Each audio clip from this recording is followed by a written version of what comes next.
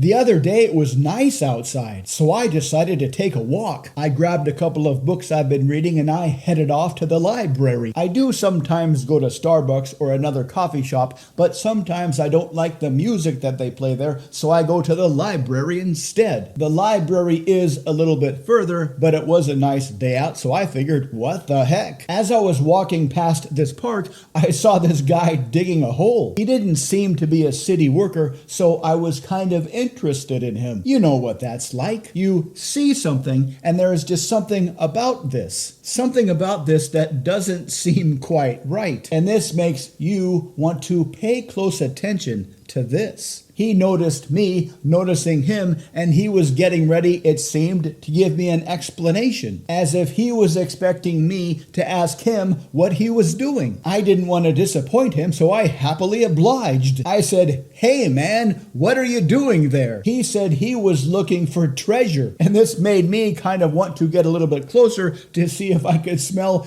alcohol on this guy's breath. But at the same time, I was a little bit cautious because that would put me within striking distance of his shovel. "Don't worry," he said. "This is legit." Seemingly reading my mind. I used to know this guy, kind of an odd duck, very, very rich, retired at an early age. He was a treasure hunter as a hobby. He had a whole crew of people. He would research missing ships, sometimes going back hundreds of years. And he would find the location of one, hire a dive team, and then go looking for treasure inside the missing ship. And if the ship went down in international waters and the company that had backed the ship had gone out of business, they could keep all the loot. But then he said he later got involved in a much more esoteric kind of treasure hunting. This is what led him to the treasure map, a map that is a metaphysical map, a map that shows you how to find treasure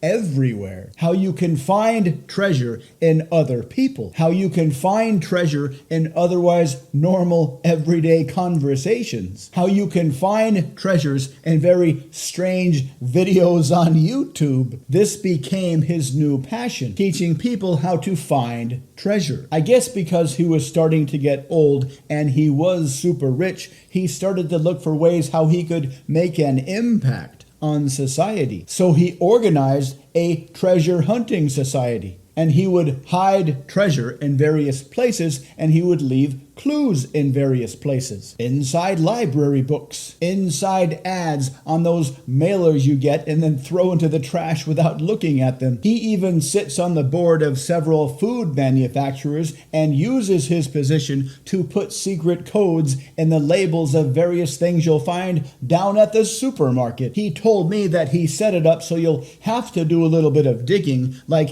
he was doing a little bit of digging to put all these various ideas together to start to get an imagination of the whole picture. And he told me that he stumbled across this treasure hunting society while he was working his normal job in his normal life. And before he discovered this treasure hunting society, his life was pretty boring. He had a job that made it easy to pay the bills and stay ahead financially, but he didn't really feel like he was living any kind of purpose. And he told me that looking for treasure makes him feel on purpose. When you know there is something out there just beyond the obvious that is worth looking for, that just beyond the obvious are clues for much bigger opportunities. And if you become a treasure hunter, life can become much more interesting and exciting. I didn't stick around long enough to see if this guy actually found any treasure. I didn't ask him if he was worried about the cops showing up and asking him why he was digging a hole in a public park. He just seemed to be in a good mood, so I left him alone. I did make it to the library, and I did enjoy reading my books there. But on the way back, I didn't see the treasure hunter, and the hole he had been digging had been filled back up again, which makes me suspect that he either found his treasure and then filled the hole back in, or he didn't find his treasure and then filled the hole back in. If the cops had come and interrupted him, the hole would probably still be there, which makes me wonder. If he was looking for treasure, he probably wouldn't just stop looking and then fill the hole back in, which makes me suspect that he actually did find the treasure and then fill the hole back in, which makes me wonder about all the treasure that is out there, just waiting for somebody to go looking for it and find it. Thank you for watching.